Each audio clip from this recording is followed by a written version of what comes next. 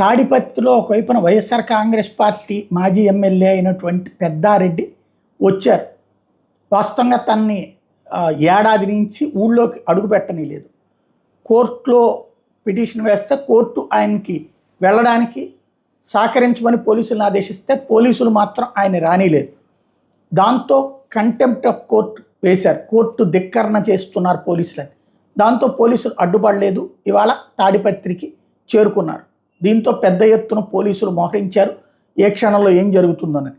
ఇంకొక వైపున అనంతపురం జిల్లా తాడిపత్రి వైసీపీ మాజీ ఎమ్మెల్యే కేతిరెడ్డి పెద్దారెడ్డి ప్రభుత్వ భూమిని ఆక్రమించి ఇల్లు కట్టారంటూ అధికారులు నిర్ధారించారు. 2 సెంట్ల సర్కారు స్థలాన్ని ఆయన కబ్జా చేశారని గుర్తించారు. తాడిపత్రి మున్సిపల్ టౌన్ ప్లానింగ్ అధికారులు శనివారం పెద్దారెడ్డి ఇంటికి కొలతలు వేశారు.